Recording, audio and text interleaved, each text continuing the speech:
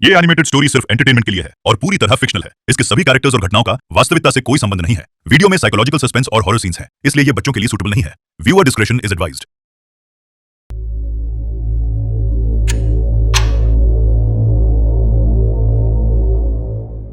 घना कोहरा पूरे पहाड़ी इलाके में फैल चुका था। दूर दूर तक फैले जंगलों के बीच बसा वो छोटा सा गांव किसी भूली हुई कब्र की तरह शांत पड़ा था।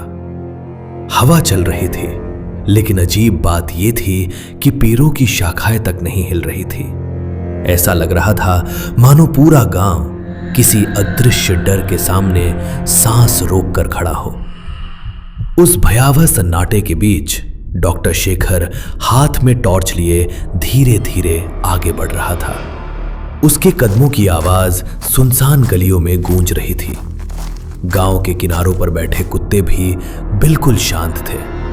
न कोई भौंकने की आवाज, न कोई हरकत। उनकी आंखें अंधेरे में किसी अनजानी दिशा को घूर रही थी। डॉक्टर शेखर की नजर गांव के सबसे पुराने हिस्से पर पड़ी। वहां एक जर्जर मकान खड़ा था। दीवारों की मिट्टी जगह जगह से झड़ चुकी थी, छत टेढ़ी हो चुकी थी और दरवाजे पर पुराने जमाने की लोहे की भारी कुंडी लटक रही थी। जैसे ही वो उस मकान के पास पहुंचा, कांपते हाथों से उसने कुंडी खटखटाई। कोई है? हेलो, कोई है क्या? कुछ पल तक केवल सन्नाटा सुनाई दिया। फिर अचानक भीतर से एक भारी आवाज निकली। रुको, आती हूं।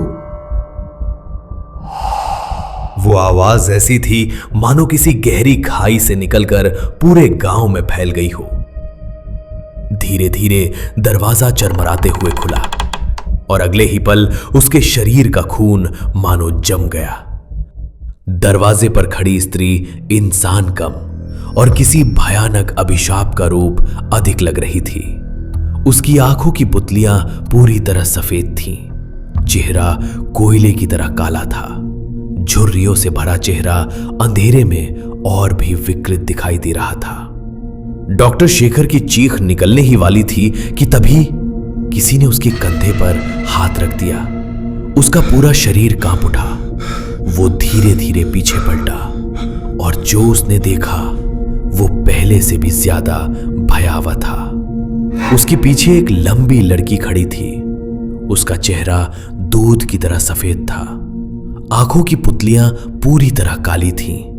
उसके बाल जमीन तक फैले हुए थे। उंगलियां असामान्य रूप से लंबी थीं और उन पर जानवरों जैसे नुकीले नाखून उगे हुए थे। क्या हुआ? मुझे देखकर डर क्यों गए? मैं तो तुम्हें बहुत सुंदर लगती थी ना। उसकी आवाज सुनते ही डॉक्टर शेखर की आत्मा तक कांप उठी। वो पूरी ताकत से भागने लगा, लेकिन अब पूरा गांव बदल चुका था। चारों ओर से फुसफुसाहटें आने लगी।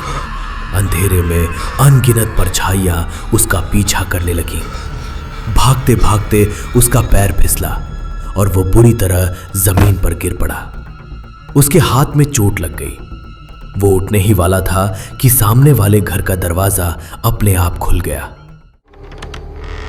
अंदर घुप अंधेरा था और उस अंधेरे से एक चेहरा बाहर आया। उस आदमी की त्वचा सड़ी हुई लग रही थी। एक आंख गायब थी। होठ आधे फटे हुए थे और उसके दांत किसी जानवर की तरह बाहर निकले हुए थे। अब तुम यहां से नहीं निकल सकते। ये सुनते ही डॉक्टर शेखर को सब कुछ घूमता हुआ महसूस हुआ। उसकी दृष्टि धुंधली पड़ने लगी और अगले ही पल उसकी आंख खुल गई। डॉक्टर शेखर हांफते हुए बिस्तर पर बैठ गया। उसका पूरा शरीर पसीने से भीग चुका था। कमरे की खिड़की खुली हुई थी। बाहर मूसलाधार बारिश हो रही थी। ठंडी हवा बारिश की बूंदों को अपने साथ कमरे तक ला रही थी। वो धीरे से उठा और खिड़की बंद कर दी। फिर उसकी नजर शीशे पर पड़ी। वो कुछ पल अपने चेहरे को देखता रहा। समय के साथ उसके बाल लगभग सफेद हो चुके थे। आंखों के नीचे गहरे काले घेरे पड़ चुके थे। ऐसा लगता था जैसे किसी अदृश्य भय ने पिछले कई वर्षों से उसकी नींद छीन रखी हो। उसने चश्मा पहना और फिर बिस्तर पर बैठ गया। न जाने ये सपना मेरा कब पीछा छोड़ेगा। उसने घड़ी की ओर देखा। रात का 1 बज चुका था। कुछ देर बाद डॉक्टर शेखर अपने बंगले से बाहर निकला।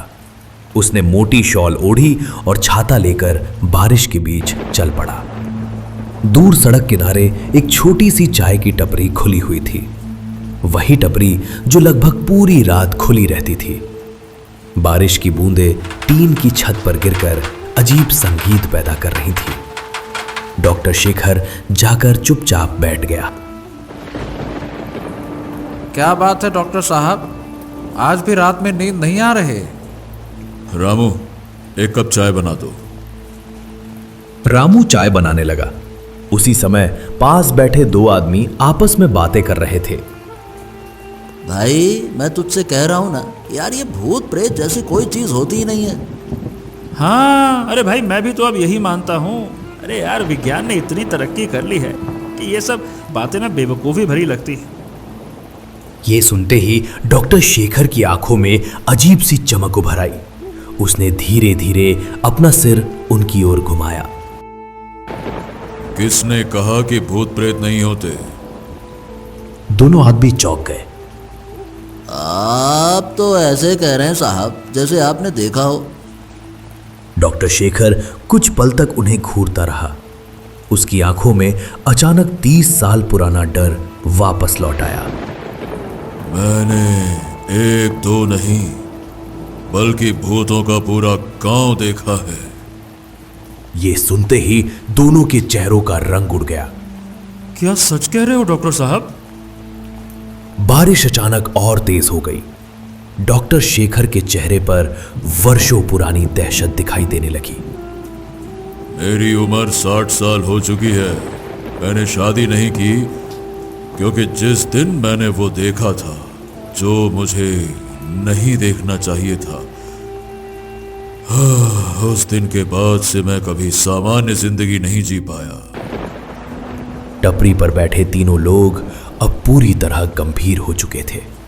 ये पहली बार था जब डॉक्टर शेखर अपने अतीत का दरवाजा खोलने वाला था।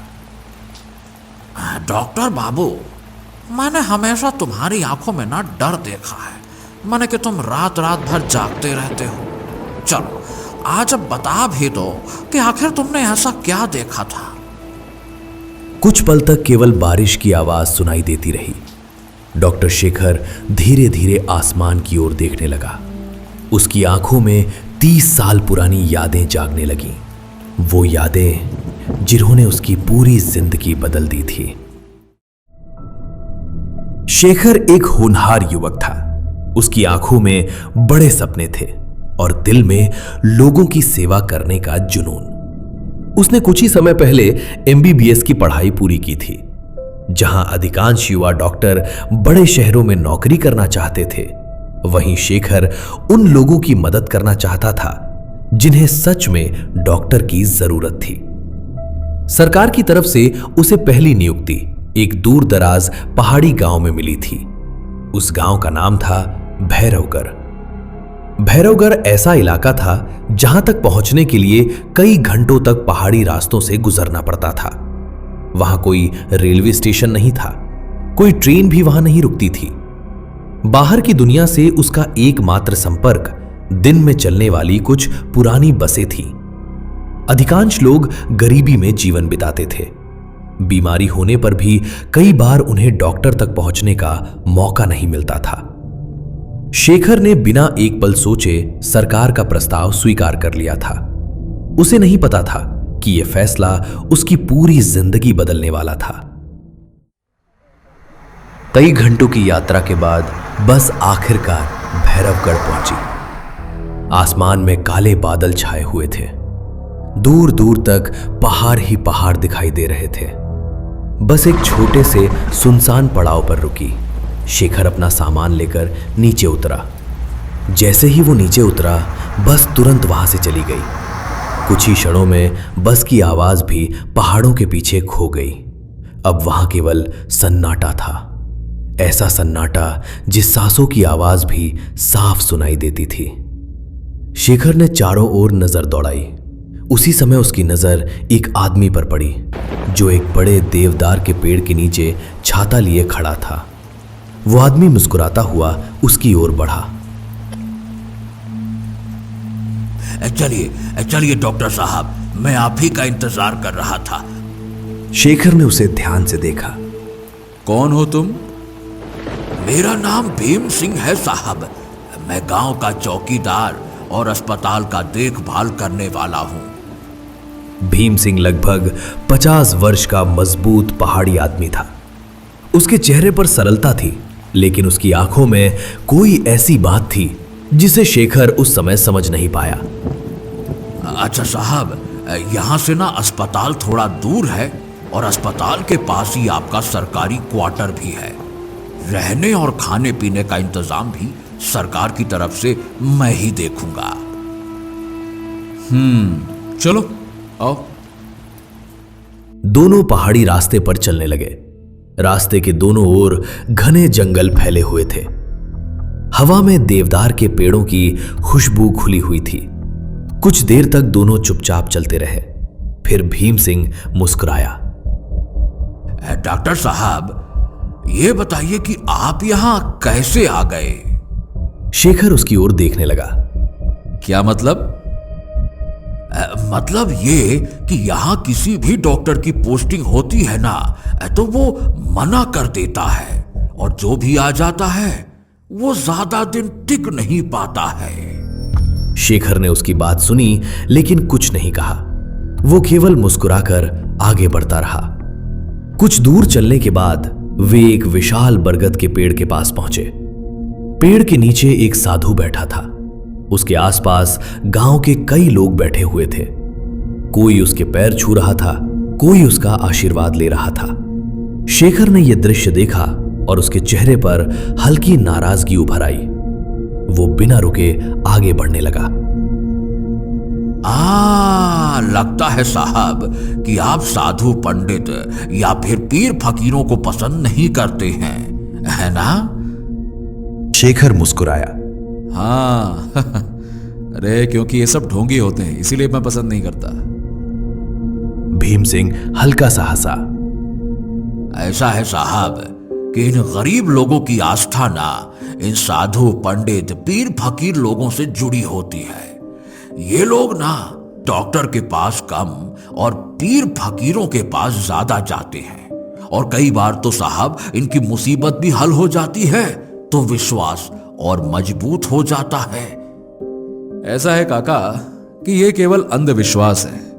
अगर किसी को बीमारी है तो उसे डॉक्टर ही ठीक करेगा ना, कोई साधु पंडित या पीर फकीर कैसे ठीक कर देगा? भीम सिंह कुछ क्षण चुप रहा, फिर उसके चेहरे पर अजीब सी मुस्कान आ गई। ऐसा नहीं है डॉक्टर साहब, लोगों को बीमारी के अलावा भी बहुत कुछ होता है। शेखर के कदम अचानक रुक गए। क्या मतलब?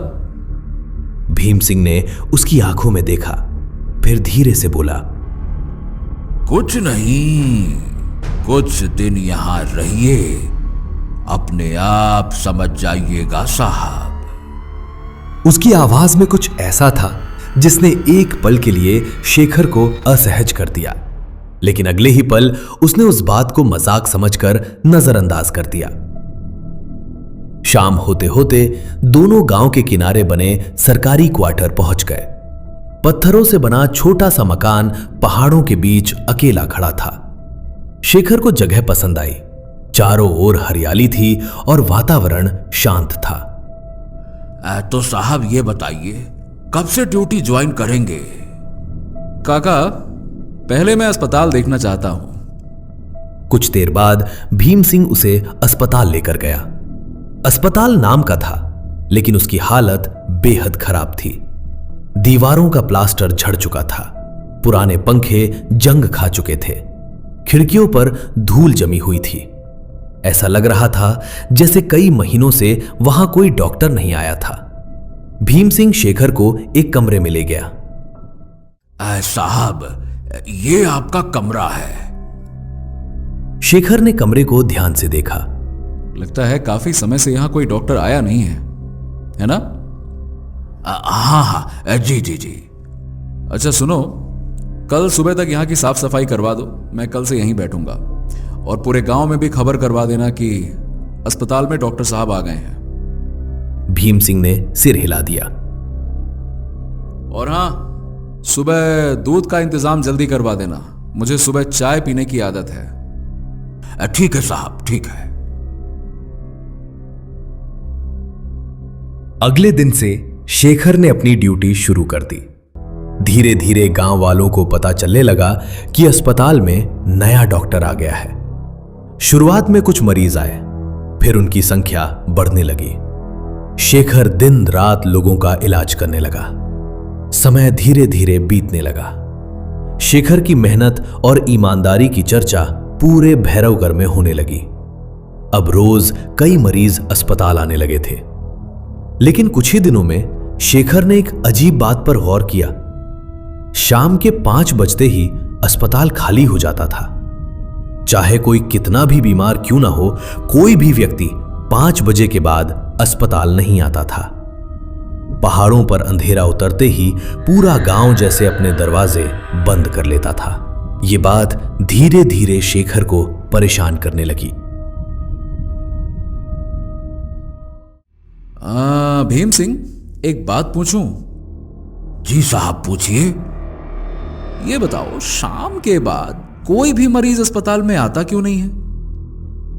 भीम सिंह के चेहरे पर एक अजीब मुस्कान उभर आई। बस साहब, गांव वालों की आदत है। आदत? सिर्फ आदत? आपसे ना एक विनती है डॉक्टर साहब, आप भी शाम होते ही अस्पताल से अपने क्वार्टर के लिए चले जाया करिए। यही आपके लिए अच्छा होगा। इतना कहकर भीम सिंह वहां से चला गया। लेकिन शेखर ने उसकी बात को भी बाकी गांव वालों की तरह अंधविश्वास समझकर नजरअंदाज कर दिया।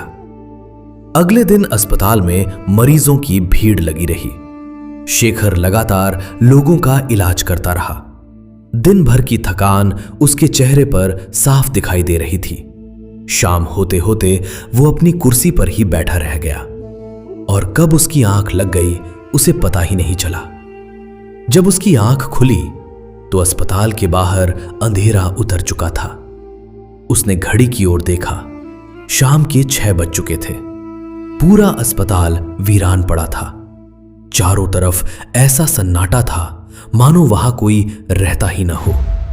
शेखर अपना बैग उठाकर निकलने ही वाला था कि तभी एक बूढ़ा आदमी हांफता हुआ अंदर आया।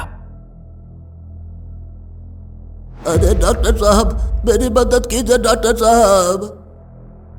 उसकी आवाज में दर्द था। क्या बात है काका, क्या हो गया? मेरी बेटी बहुत बीमार है, कृपया चलकर उसे देख लीजिए साहब। बेटी? कहाँ है बेटी? तुम्हारे साथ तो कोई नहीं है। और तुम्हारी बेटी अस्पताल क्यों नहीं आई? वो चल नहीं सकती साहब। मैं अपनी बेटी से बहुत प्रेम करता हूँ, बस एक बार उसको देख लीजिए साहब। शेखर कुछ पल तक उसे देखता रहा। बूढ़े आदमी की आंखों में सच्चा दर्द दिखाई दे रहा था।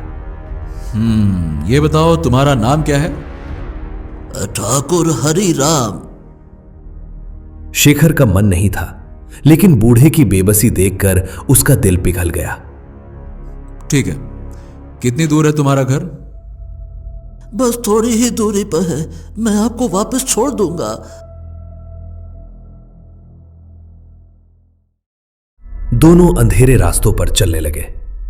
कुछ दूर जाने के बाद शेखर को आसपास का दृश्य अजीब लगने लगा। रास्ते के दोनों ओर टूटे हुए मकान दिखाई देने लगे। दीवारें ढही हुई थीं, छतें गिर चुकी थीं, खिड़कियां खाली आंखों की तरह अंधेरे को घूर रही थीं।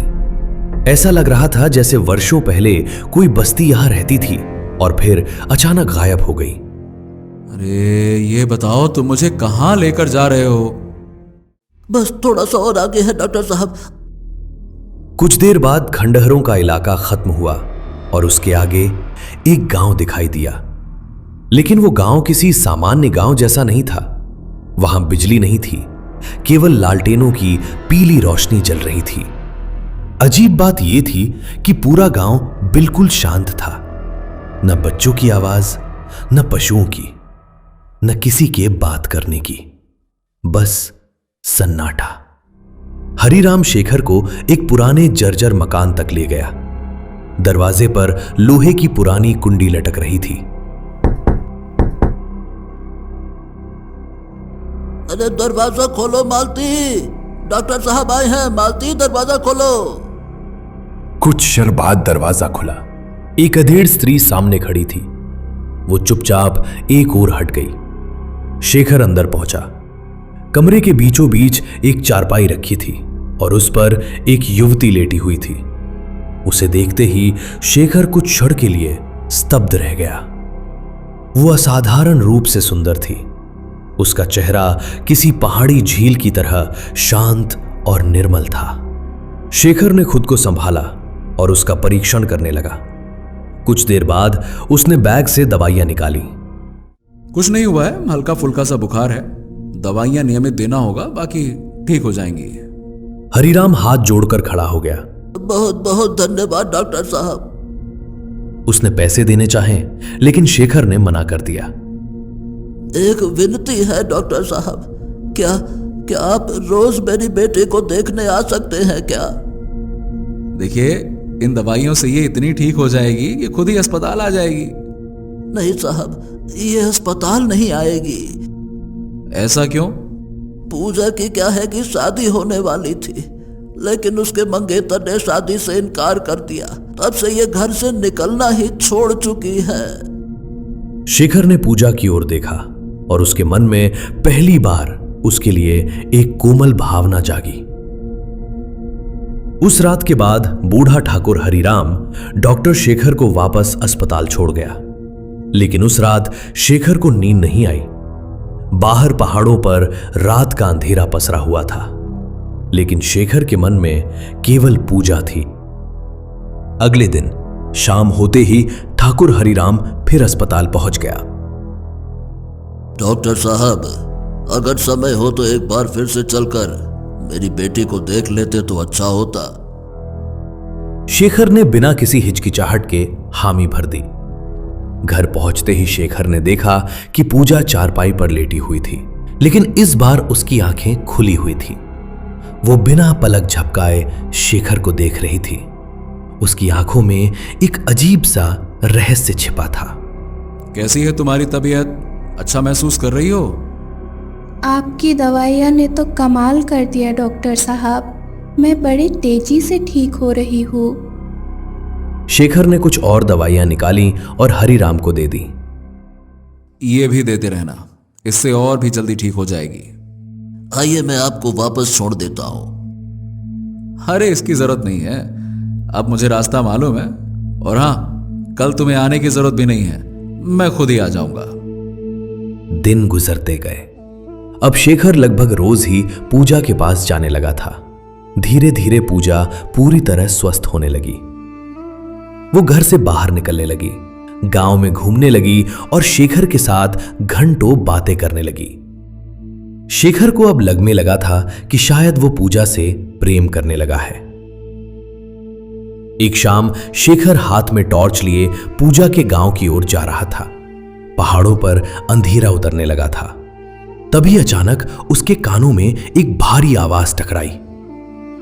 कहां जा रहे हो तुम? शेखर तुरंत पीछे मुड़ा।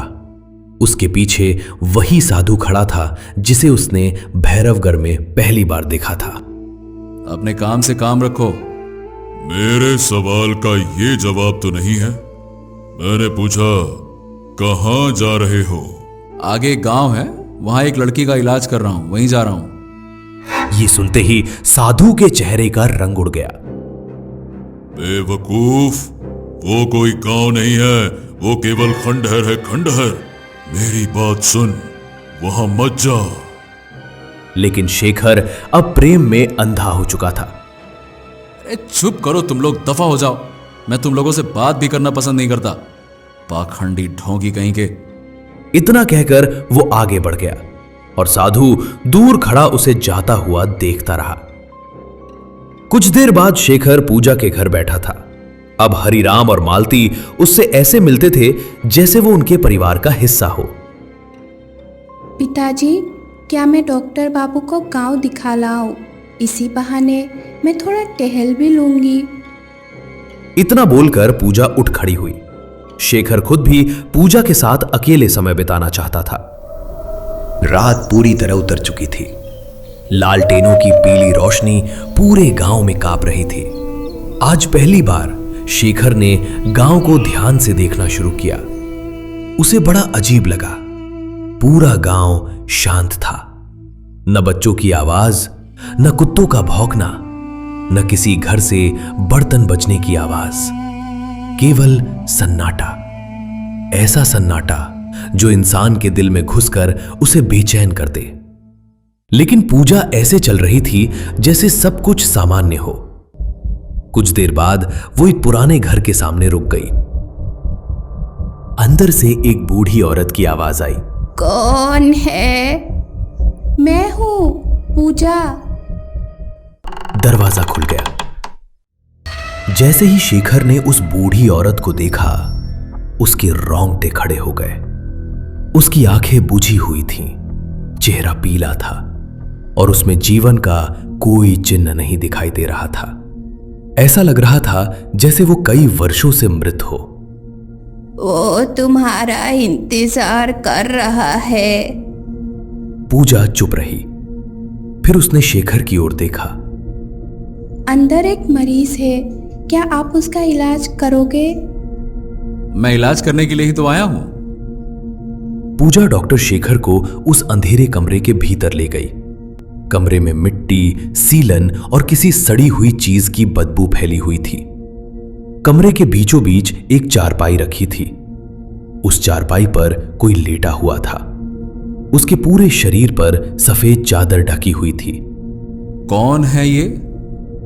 ये मेरा मंगेतर है। मंगेतर? लेकिन तुम्हारे पिता ने तो कहा था कि तुम्हारे मंगेतर ने शादी से पहले ही तुमसे शादी करने से इनकार कर दिया था।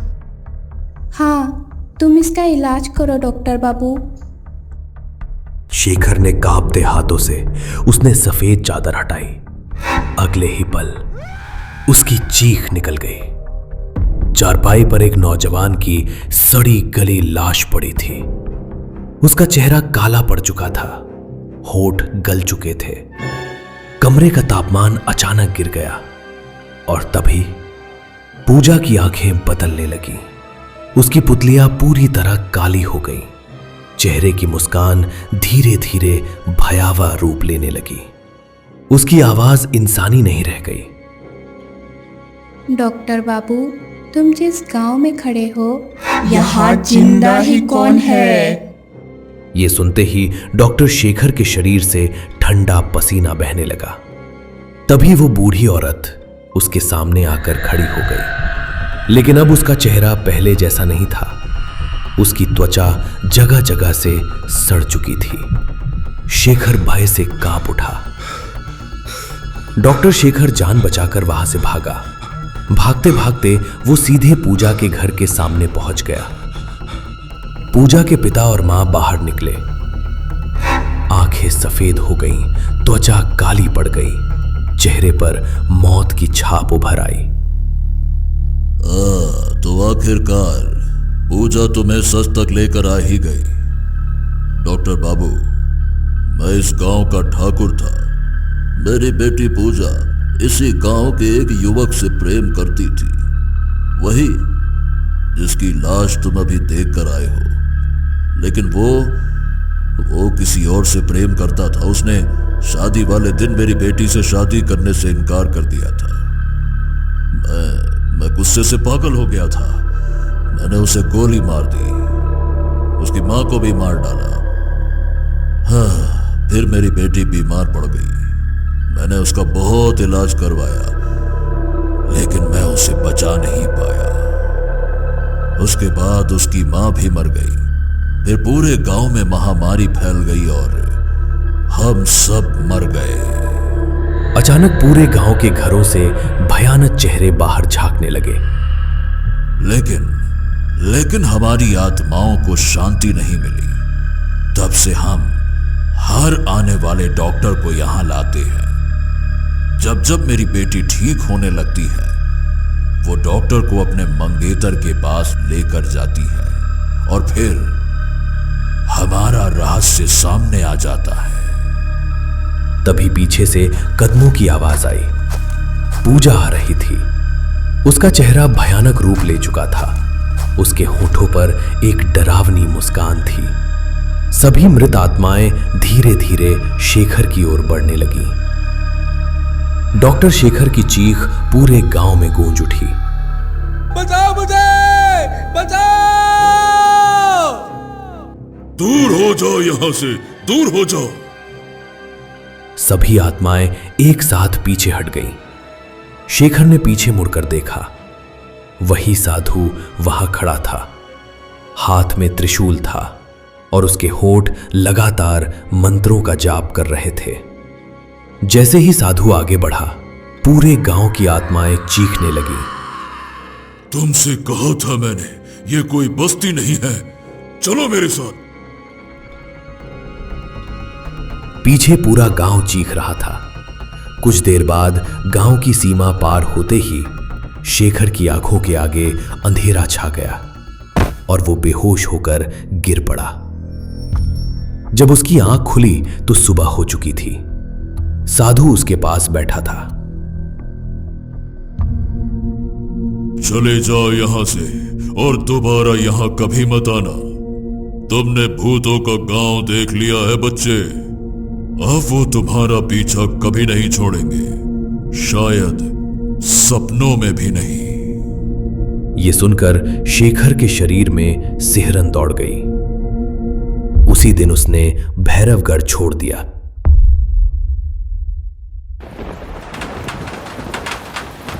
बारिश अब भी टपरी की छत पर गिर रही थी। डॉक्टर शेखर अपनी कहानी समाप्त कर चुका था। टपरी पर ऐसा सन्नाटा छा गया था जैसे किसी ने सबकी सांसें रोकती हो। रघुनाथ और श्यामलाल के चेहरों का रंग उड़ चुका था। रामू के हाथ में पकड़ा गिलास कांप रहा था।